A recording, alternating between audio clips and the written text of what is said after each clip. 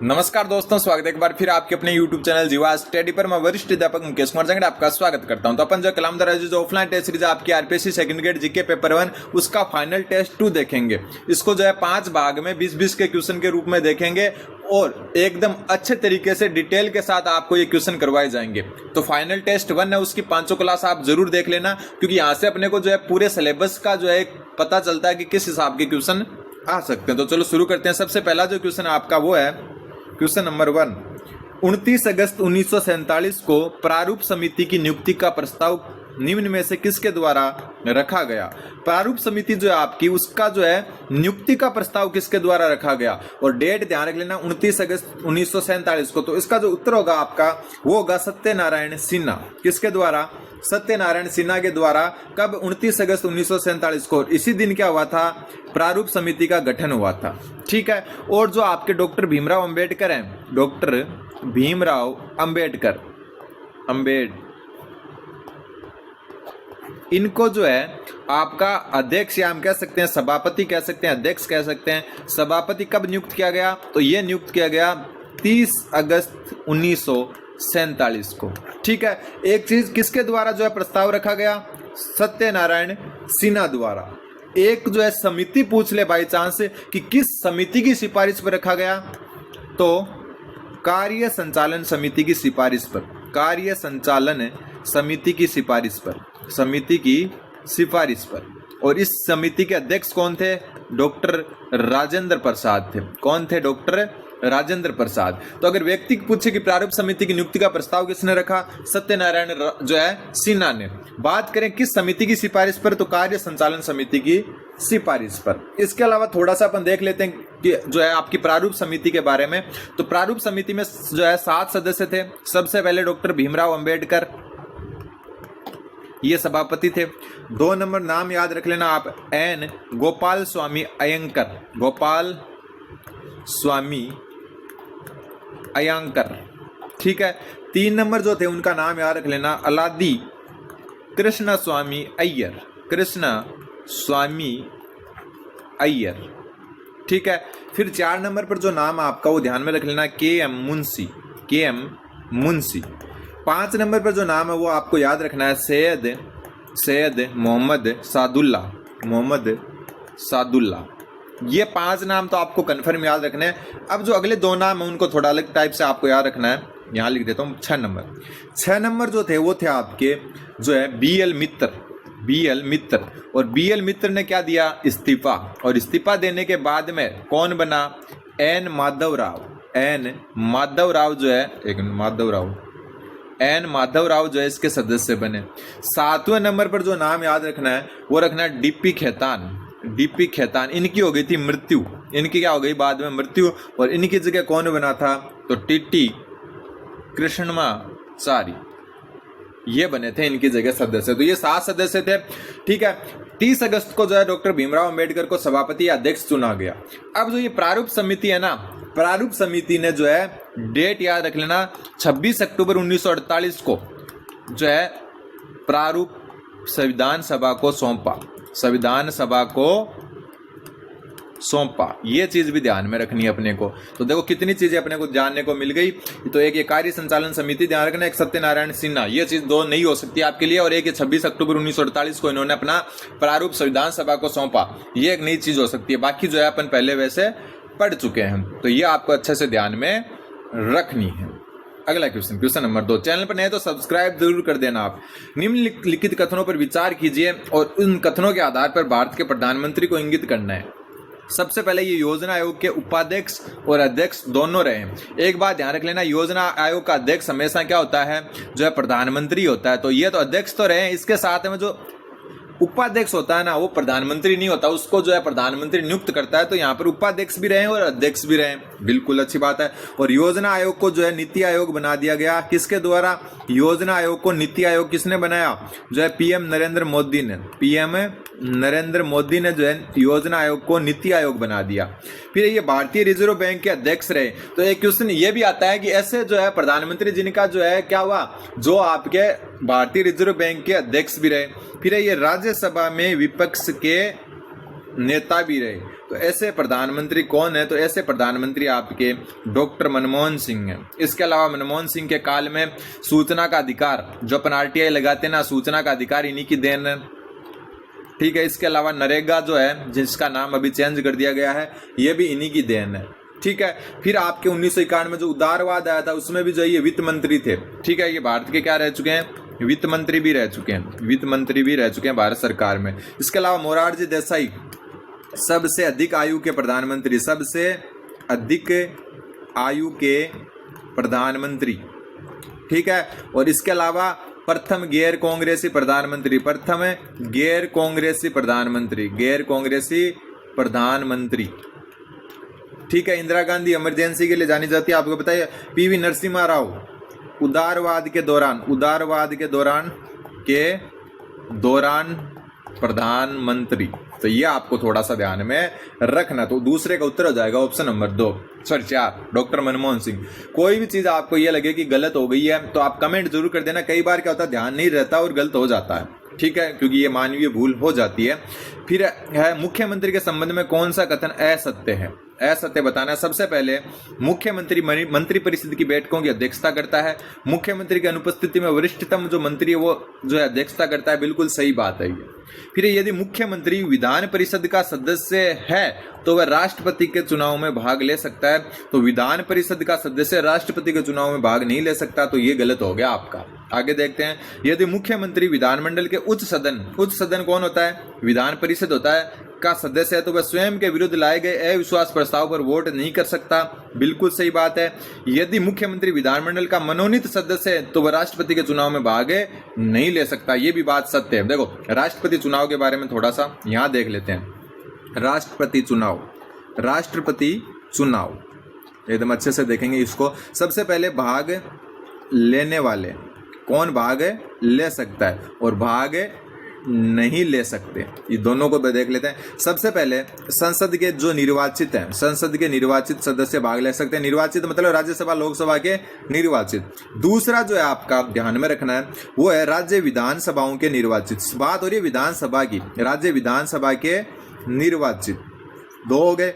तीसरा जो ध्यान में अपने को रखना है, स्क्रीनशॉट ले लेना, जो आपके संघ शासित प्रदेश हैं, संघ शासित में 3 प्रदेश आते हैं वर्तमान में, पहले 2 आते थे, दिल्ली, पुडुचेरी और जम्मू कश्मीर नया जोड़ा गया इसमें, ठीक है। ये हो गया संघ शासित। राष्ट्रपति चुनाव का जो है आपका हम कह सकते हैं निर्वाचक मंडल है ये जो है 17वां जो संविधान संशोधन है, 17वां संविधान संशोधन 1992 के तहत जोड़ा गया, ठीक है। अब जो है भाग नहीं ले सकते उनकी बात कर दूं तो सबसे पहले संसद के मनोनीत यानी लोकसभा और राज्यसभा के संसद के मनोनीत सदस्य भाग नहीं ले सकते। दूसरा विधानमंडल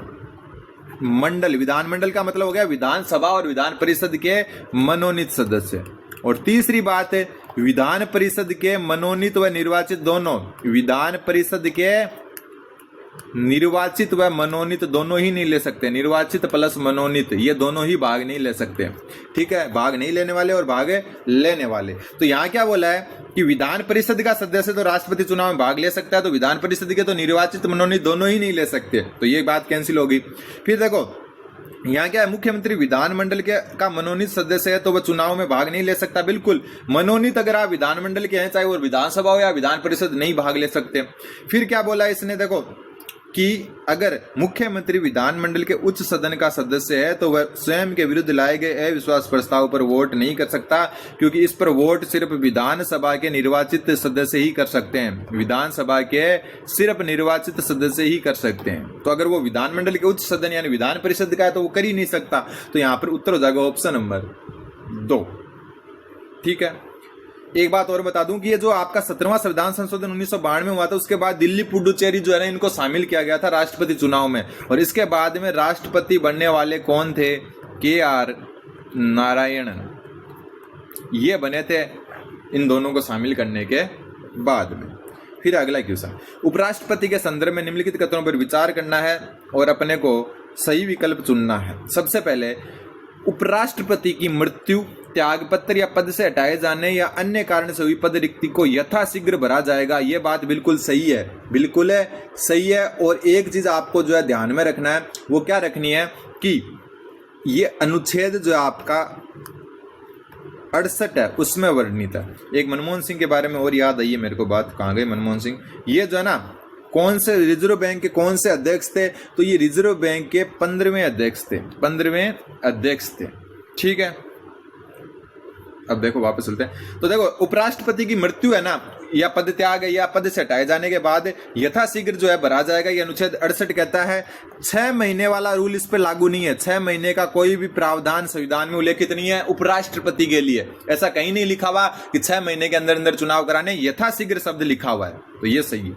फिर अब भारत के उपराष्ट्रपति को राज्यसभा के ऐसे संकल्प द्वारा पद से हटाया जा सकेगा जिसे राज्यसभा के तत्कालीन संसद सदस्यों के बहुमत से ने पारित किया हो, जिसे लोकसभा सहमत हो। यानी तत्कालीन संसद सदस्य है ना, उनके बहुमत से पारित और लोकसभा द्वारा सहमत हो तो हटाया जा सकता है। बिल्कुल सही है। इसके लिए 14 दिन की पूर्व सूचना देनी होगी, 14 दिन की पूर्व सूचना।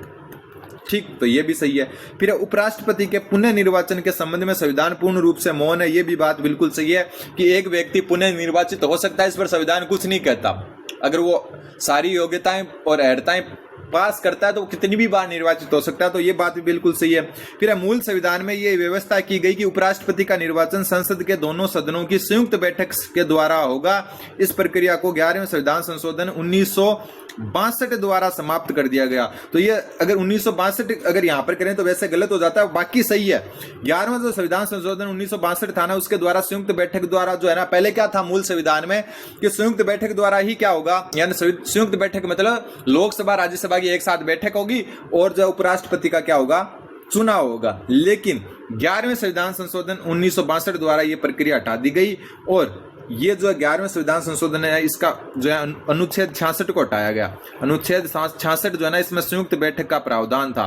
अभी वर्तमान में ये है ही नहीं, क्योंकि 11वें संविधान संशोधन द्वारा हटा दिया, तो वर्तमान संविधान में कोई भी संयुक्त बैठक का कहीं भी जिक्र नहीं मिलता है। तो ये आपको थोड़ा सा ध्यान में रखना है। क्वेश्चन नंबर 5, किसी राज्य के मुख्य सचिव की शक्तियां एवं कार्य निम्नलिखित में से किस एक के अंतर्गत विहित है? तो ध्यान में रख लेना, rule of business of the state, यानी कि रूल ऑफ बिजनेस जो आपके राज्य के प्रक्रिया विषयक नियम के अंतर्गत ही जो है मुख्य सचिव की शक्तियां वर्णित है। क्वेश्चन नंबर 6, निम्न में से कौन सा कार्य जिला कलेक्टर द्वारा जिला मजिस्ट्रेट हमेशा जो है क्या करता है, न्यायाधीश के रूप में कार्य करता है। किसके रूप में? न्यायाधीश के रूप में। अब देखो निम्न में से न्यायाधीश वाले कार्य कौन से हैं? तो न्यायाधीश वाला है पैरोल पर बंदियों को छोड़ना।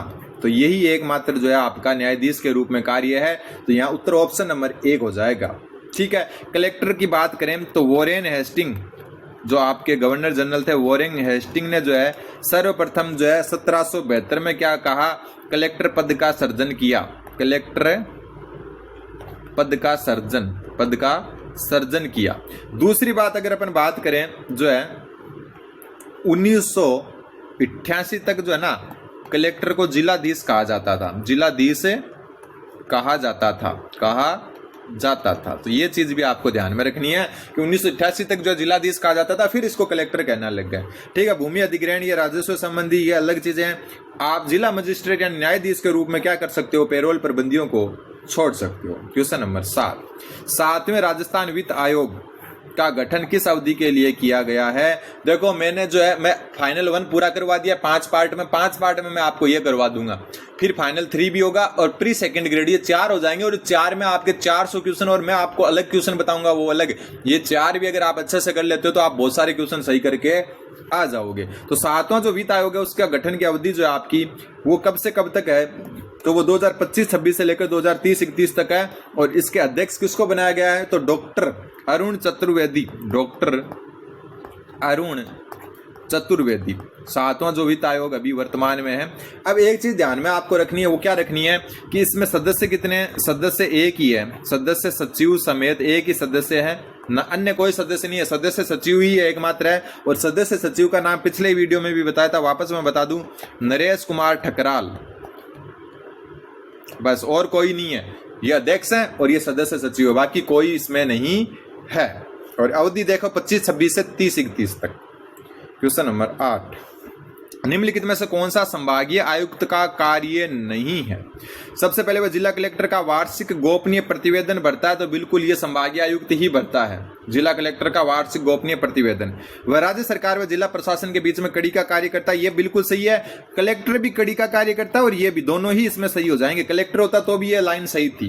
वह अपने संभाग में संचालित विकास परियोजनाओं की मॉनिटरिंग करता है, बिल्कुल सही। वह स्थानीय निकाय के चुनाव में समस्त चुनावी व्यवस्थाएं करवाता है, तो स्थानीय निकाय के चुनाव में जो है समस्त चुनावी व्यवस्थाएं संभागीय आयुक्त द्वारा नहीं करवाई जाती है। हालांकि इनको चुनाव में भाग जरूर लेते हैं ये व्यवस्था में, लेकिन सारी की सारी संभागीय आयुक्त द्वारा नहीं करवाई जाती है। तो उत्तर ऑप्शन नंबर 4 हो जाएगा। क्वेश्चन नंबर 9, अनुच्छेद 243 ZE के अनुसार महानगर योजना समिति के कितने सदस्य महानगर क्षेत्र की नगरपालिका व पंचायतों के अध्यक्ष के रूप में चुना जाएंगे? महानगर यानी कि जो आपके महानगर, बड़े नगर होती है, मेगा सिटी जो होती है आपके, उनकी जो महानगर योजना समिति है 243 ZE के तहत, उसमें कितने सदस्य महानगर क्षेत्र की नगरपालिका और पंचायतों के अध्यक्ष चुने जाएंगे? तो कम से कम 2/3। उत्तर हो जाएगा ऑप्शन नंबर कौन सा?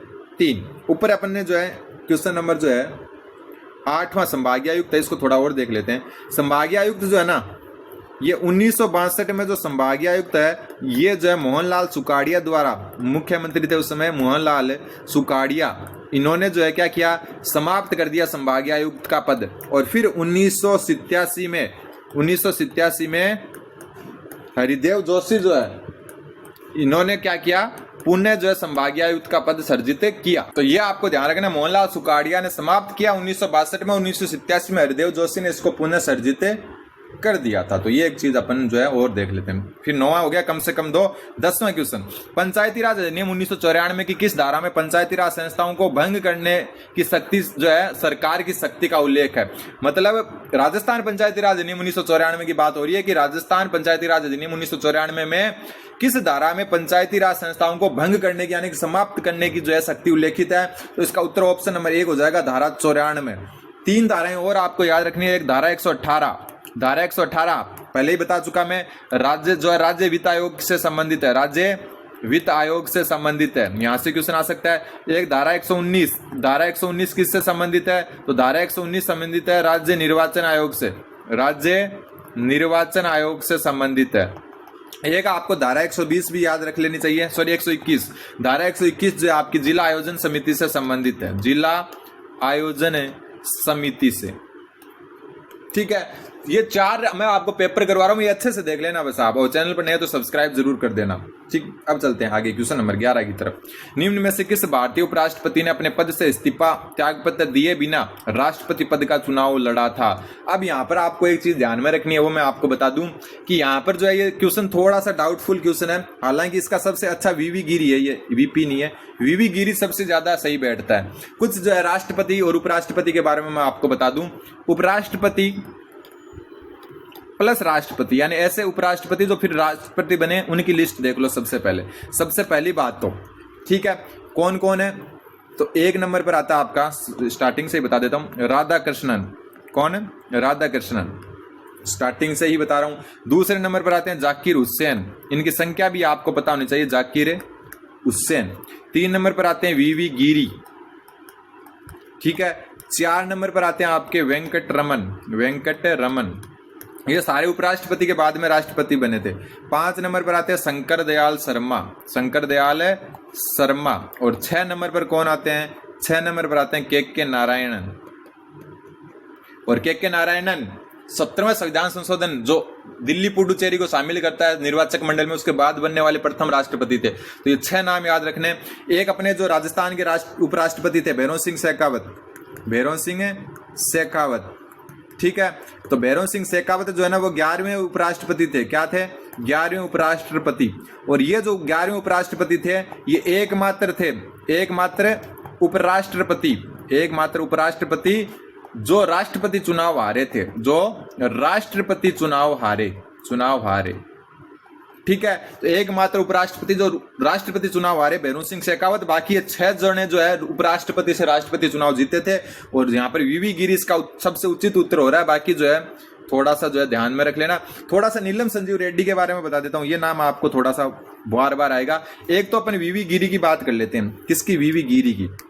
वीवी गिरी जो है ना, द्वितीय वरीयता में जीतने वाले एकमात्र राष्ट्रपति, द्वितीय वरीयता में जीतने वाले, यानी कि द्वितीय वरीयता होती है ना, उसकी गणना में जीतने वाले एकमात्र राष्ट्रपति, एकमात्र राष्ट्रपति। और इन्होंने हराया किसको था द्वितीय मतपत्र में? नीलम संजीव रेड्डी को हराया था, नीलम संजीव रेड्डी को हराया। एक तो ये चीज ध्यान में रखना है, ठीक है, वीवी गिरी ने। दूसरी बात ध्यान में रखनी है नीलम संजीव रेड्डी की कुछ चीजें, नीलम संजीव रेड्डी की जो कुछ बातें वो याद रखनी है अपने को। तो नीलम संजीव रेड्डी जो है, इनकी बातें याद रखनी है। सबसे पहले कि प्रथम राष्ट्रपति चुनाव हारा और फिर जो है सेकंड जो है वो जीता। यानी ऐसा क्वेश्चन आ जाए कि पहले जो है राष्ट्रपति चुनाव हार के बाद में बनने वाले, तो नीलम संजीव रेड्डी। दूसरा, एकमात्र निर्विरोध राष्ट्रपति, एकमात्र निर्विरोध राष्ट्रपति, ये भी ध्यान में आपको रखना है। एक अपने जाकिर हुसैन के बारे में क्या ध्यान रखना है? एक तो सबसे कम कार्यकाल है इनका, सबसे कम कार्यकाल। दूसरा जो अपने को जाकिर हुसैन के बारे में ध्यान में रखना है वो रखना है कि इन्होंने ना किसी भी प्रधानमंत्री को पीएम लिख रहा हूं, पीएम को शपथ नहीं दिलाई। ये एकमात्र ऐसे शपथ नहीं दिलाई, मतलब एकमात्र ऐसे राष्ट्रपति जिन्होंने किसी भी प्रधानमंत्री को शपथ नहीं दिलाई। कौन? जाकिर हुसैन। ठीक, तो ये कुछ चीजें आपको थोड़ी सी ध्यान में रखनी है। अब चलते हैं थोड़ा आगे। क्वेश्चन नंबर 12, भारत के संविधान के किस अनुच्छेद में न्यायपालिका और न्यायपालिका को जो है कार्यपालिका से पृथक करने का वर्णन है? तो देखो, न्यायपालिका को कार्यपालिका से पृथक करना मतलब क्या हो रहा है? पृथक करना मतलब 50-50 बांट रहे हैं, तो अनुच्छेद 50 ऐसे याद रख सकते हो आप कि न्यायपालिका को कार्यपालिका से पृथक मतलब 50-50 कर दिया, अलग हो गई। अनुच्छेद 44 कैसे याद रखोगे? 4-4, 44 एक जैसी है तो समान नागरिक संहिता, नागरिकों के लिए समान संहिता, नागरिकों के लिए समान नागरिक संहिता, समान नागरिक संहिता, ऐसे याद रखा था मैंने स्टार्टिंग में और अभी तक याद है मेरे को कि 50-50 मतलब न्यायपालिका कार्यपालिका को पृथक। 44 एक जैसा लग रहा है तो नागरिकों के लिए समान नागरिक संहिता। 48 क्या कहता है आपका? अनुच्छेद जो 48 कहता है, अनुच्छेद 48, एक मिनट, अनुच्छेद 48 जो है वो क्या है? अनुच्छेद 48 के अंतर्गत आपको जो कृषि पशुपालन है, कृषि पशुपालन का संगठन वो वर्णित है। ठीक है। अनुच्छेद 46 में क्या है? इसमें SC ST और अन्य जो दुर्बल हैं, अन्य दुर्बल वर्ग के लिए, शॉर्ट में लिख रहा हूं, के लिए शिक्षा व अर्थ में अभिवृद्धि, शॉर्ट में लिख रहा हूं। अब एक चीज आपको अनुच्छेद 44 जो क्या कहता है? नागरिकों के लिए समान संहिता, यानी जितने भी नागरिक हैं उनके लिए एक समान संहिता होनी चाहिए। और इसी के अंतर्गत ध्यान में रख लेना, सायरा बानो बनाम भारत संघ 2017, सायरा बानो बनाम भारत संघ 2017 3 तलाक अधिनियम लागू हुआ था। 3 तलाक, मुस्लिम महिलाओं के लिए 3 तलाक। और ये लागू कब हुआ? तो ये लागू हुआ 19 सितंबर 2018 से लागू, 2018 से लागू। तो 3 तलाक ध्यान में रख लेना, अनुच्छेद 44 के अंतर्गत है। सायरा बानो बनाम भारत संघवाद 2017 और जो है 3 तलाक से संबंधित है। तो ये चीज आपको एक अलग से याद रखनी है। अब चलते हैं क्वेश्चन नंबर 13, संविधान के किस अनुच्छेद के तहत समस्त प्रशासनिक न्यायाधिकरण भारत के उच्चतम न्यायालय के अपीलीय क्षेत्राधिकार के अंतर्गत आते हैं? तो प्रशासनिक न्यायाधिकरण भारत के अपीलीय क्षेत्राधिकार के अंतर्गत अनुच्छेद 136 के अंतर्गत आते हैं। अनुच्छेद 136 के अनुच्छेद 143 क्या कहता है? 143 कहता है राष्ट्रपति की सुप्रीम कोर्ट से परामर्श की शक्ति, ऐसी मतलब सुप्रीम कोर्ट परामर्श की शक्ति, शॉर्ट में लिख रहा हूं। ठीक है। अनुच्छेद 126 क्या कहता है? 126 कहता है कार्यवाहक मुख्य न्यायाधीश की नियुक्ति की बात करता है 126। ठीक है। फिर बात करें अपन 124 की। 124 में क्या है? सुप्रीम कोर्ट का संगठन व घटक है। यह आपको ध्यान में रखना है। अब चलते हैं आगे, क्वेश्चन नंबर 14। इधर शब्द दिए हुए हैं, इधर पारिभाषिक अनुच्छेद है, सुमेलित करना है। तो भारत की संचित निधि, और भारत की संचित निधि अनुच्छेद 266 में है। एकदम इजी बात है। फिर बात करते कलर चेंज करके, एक मिनट, भारत की आकस्मिक निधि, बस पहले इस पर जाओ, ये आकस्मिक निधि 267 पर है, 66 में संचित है, आकस्मिक जो है 67 में, आकस्मिक जो है आपातकाल में राष्ट्रपति द्वारा यूज होती है। तो ए का तो है तीसरा और डी का दूसरा यहां भी है, यहां भी है, ए का तीसरा सिर्फ यहां पर। तो उत्तर तो 4 नंबर हो गया अपने आप, ठीक है, उत्तर तो अपने आप 4 नंबर हो गया। बाकी और देख लेते हैं। फिर बात करते हैं धन विधेयक की। धन विधेयक किस में उल्लेखित है? तो धन विधेयक जो आपका वो है अनुच्छेद 110 में, ठीक है। और वार्षिक वित्तीय बजट धन विधेयक के आसपास ही वो मिलेगा, आसपास मिलेगा तो कहां मिलेगा? तो 112 में मिलेगा, अनुच्छेद 112 में मिलेगा। बस यही चीज आपको ध्यान में रखना है। अनुच्छेद 265 को शॉर्ट में लिख देता हूं, कर वसूली से संबंधित है, बस इतना याद रहेगा तो भी आपके काम बन जाएगा। किससे संबंधित है? कर वसूली से संबंधित है। तो जो जिस कलर में लिखा हुआ उससे ही सुमेलित है। फिर भारत के सर्वोच्च न्यायालय ने सर्वप्रथम किस मामले में आरक्षण पर 50% की सीमा निर्धारित की थी? किस मामले में आरक्षण पर सर्वप्रथम? तो सर्वप्रथम होगा आपका MR बालाजी बनाम मैसूर राज्य में। और फिर आपकी ये जो है कब था? ये 1962 में। फिर 1992 में इंदिरा साहनी बनाम भारत संघ में जो है इसको और अधिक स्पष्ट किया, और अधिक स्पष्ट। तो अगर 50% आरक्षण की बात करें ना तो ये दोनों ही से संबंधित है, लेकिन सर्वप्रथम कौन सा था? MR बालाजी बनाम मैसूर राज्य, और फिर इंदिरा साहनी बनाम भारत संघ जो है इसमें और अधिक स्पष्ट कर दिया 50% आरक्षण को। तो ये दोनों ही से सम्मिलित हैं। अब चलते हैं आगे। क्वेश्चन नंबर 16 क्वेश्चन भरा 1909 के भारत परिषद अधिनियम के ने गवर्नर जनरल को कार्यकारी परिषद में एक भारतीय सदस्य को नामित करने का अधिकार दिया। निम्नलिखित में से कौन प्रथम भारतीय सदस्य के रूप में नियुक्त किया गया? 1909 की बात हो रही है, तो सत्येंद्र प्रसन्नो सिन्हा या सत्येंद्र प्रसाद सिन्हा भी अपन कहते हैं। तो उत्तर हो जाएगा ऑप्शन नंबर 4। क्वेश्चन नंबर 17 2022 राष्ट्रपति चुनाव में प्रत्येक सांसद का मूल्य 708 से घटकर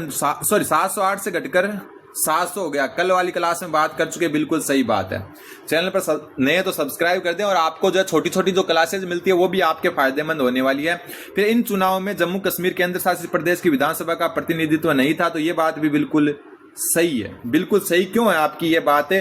क्योंकि जो है ये जो है 2019 में यहाँ पर जो है इसको केंद्र शासित प्रदेश बनाया, और 2024 में जो है इसमें चुनाव हुए, यानी कि बीच में इनमें राष्ट्रपति शासन था, तो इसने भाग नहीं लिया 2022 वाले में। तो दोनों ही बात जो है सही है। तो ए व बी दोनों सही है, लेकिन स्पष्ट सही व्याख्या नहीं करता। उत्तर हो जाएगा ऑप्शन नंबर 2, ठीक है, क्योंकि जो है जम्मू कश्मीर विधानसभा का जो है प्रतिनिधित्व नहीं था। फिर आता है क्वेश्चन नंबर 18। एक बात तो अपन वैसे मैं आपको बता ही चुका कि जो है 17वें संविधान संशोधन द्वारा जो है पुडुचेरी और दिल्ली को शामिल किया था। ये सबसे बेस्ट क्वेश्चन है। असत्य कथन बताना है। सबसे पहले राजस्थान के प्रथम कार्यवाहक राज्यपाल न्यायाधीश जगत नारायण थे, तो न्यायाधीश जगत नारायण थे, बिल्कुल सही बात है। फिर राजस्थान में अब तक 9 कार्यवाहक राज्यपाल रहे हैं, जिनमें से न्यायाधीश जगदीश शरण वर्मा 2 बार कार्यवाहक राज्यपाल रहे हैं, बिल्कुल सही बात है। वापस देखो, प्रथम कौन थे? जगत नारायण। 9 कार्यवाहक राज्यपाल रहे हैं, जिसमें 2 बार कौन रहा है? जगदीश शरण वर्मा, बाकी एक बार रहे। अब एक चीज जो आपके और दिमाग में होनी चाहिए वो ये होनी चाहिए कि 8 तो व्यक्ति रहे और 9 राज्यपाल रहे, ये मान के चलो। मतलब अगर व्यक्तियों की बात करें तब तो 8 ही है, कारण जगदीश शरण वर्मा 2 बार रहे, लेकिन वैसे 9 बार जो है कार्यवाहक राज्यपाल रहे हैं, 9 बार कार्यवाहक राज्यपाल रहे हैं। तो ये चीज ध्यान में रखनी है। कार्यवाहक राज्यपाल में न्यूनतम कार्यकाल न्यायाधीश मिलाप चंद जैन का रहा, बिल्कुल। और कार्यवाहक राज्यपाल में सर्वाधिक कार्यकाल जो है किसका रहा? तो सर्वाधिक रहा नवरंग लाल टिब्बेरवाल का, नवरंग लाल टिब्बेरवाल, ये हो जाएगा। और ये अंतिम कार्यवाहक भी हैं, ध्यान में रख लेना। अंतिम कार्यवाहक राज्यपाल, राजस्थान के अंतिम कार्यवाहक है राज्यपाल। तो ये क्या हो गया? असत्य। अब ये ध्यान में रखना, न्यूनतम मिलाप चंद जैन का कार्यवाहक में 8 व्यक्ति कार्यवाहक राज्यपाल रहे और कुल 9 रहे। क्यों? क्योंकि जगदीश शरण वर्मा 2 बार रहे, अंतिम और सबसे अधिक वाले नवरंग लाल टिब्बेरवाल, और प्रथम जगत नारायण। ये अब एक चीज और होती है, 3 चीज होती है। एक तो ये कार्यवाहक हो गए, एक होता है अतिरिक्त प्रभार। अतिरिक्त प्रभार, अतिरिक्त प्रभार का क्या मतलब हो गया कि वो किसी अन्य राज्य के राज्यपाल थे, लेकिन राजस्थान का अतिरिक्त प्रभार मिला। तो इसमें भी 9, टोटल संख्या कितनी है? 9 है इसमें भी। उसमें 8 तो व्यक्ति थे, 9 थे। क्यों? एक जो 2 बार रह चुके जगदीश शरण वर्मा। इसमें अतिरिक्त प्रभार वाले भी 9 है। और अतिरिक्त प्रभार में सर्वप्रथम कौन थे? अतिरिक्त प्रभार में सर्वप्रथम थे स्वरूप सिंह। कौन थे? स्वरूप सिंह, ठीक है। अंतिम कौन थे? अंतिम राम नाइक, राम नाइक, ये ध्यान में आपको थोड़ा सा रखना है। अब एक चीज और, एक तीसरी चीज क्या होती है, ये अतिरिक्त प्रभार क्या हो गया, अन्य राज्य के थे लेकिन राजस्थान का अतिरिक्त प्रभार मिल गया। अब राजस्थान के तो राज्यपाल, राजस्थान के राज्यपाल प्लस अन्य राज्य के कार्यवाहक राज्यपाल, ये एक तीसरी कंडीशन है। इसमें तो अन्य राज्यों के राज्यपाल थे और राजस्थान के क्या थे, जो है यहाँ कार्यवाहक नहीं कह सकते अपन, अतिरिक्त कह सकते हैं, अन्य राज्य के अतिरिक्त। यहाँ उल्टा सिस्टम, यहाँ पर अन्य राज्यों के तो राज्यपाल, राजस्थान के अतिरिक्त थे, ऐसे 9 जने हो चुके हैं आज तक। सर्वप्रथम स्वरूप सिंह और अंतिम राम नाईक थे। और राजस्थान के राज्यपाल और अन्य राज्य के अतिरिक्त को में एक ही नाम आता है, कल्याण सिंह। कौन? कल्याण सिंह। ये राजस्थान के रहते हुए हिमाचल प्रदेश के रहते, लिख देता हूं हिमाचल प्रदेश, एकमात्र यही रहे हैं। तो ये तीनों चीजें अलग अलग हो गई। अब क्वेश्चन नंबर 19, अनुच्छेद 176 में राज्यपाल के विशेष अभिभाषण के संदर्भ में प्रत्येक सत्र शब्दावली के स्थान पर विधानसभा के लिए प्रत्येक साधारण निर्वाचन के पश्चात प्रथम स्तर के आरंभ में किस संविधान संशोधन द्वारा प्रतिस्थापित किया गया? तो यह आपका प्रथम संविधान संशोधन द्वारा ही प्रतिस्थापित कर दिया गया था। किसके द्वारा? प्रथम संविधान संशोधन के द्वारा ही। फिर आता है क्वेश्चन नंबर 20, राज्य पुनर्गठन अधिनियम 1956 के बाद नवगठित राजस्थान उच्च न्यायालय के लिए भारत के मुख्य न्यायाधीश S.R. दास की सिफारिश पर राष्ट्रपति द्वारा जजों की नियुक्ति का वारंट जारी किया गया। किसके? S.R. दास की सिफारिश पर 1956 की बात हो रही है। निम्नलिखित में से किस न्यायाधीश की नियुक्ति जोधपुर पीठ में हुई?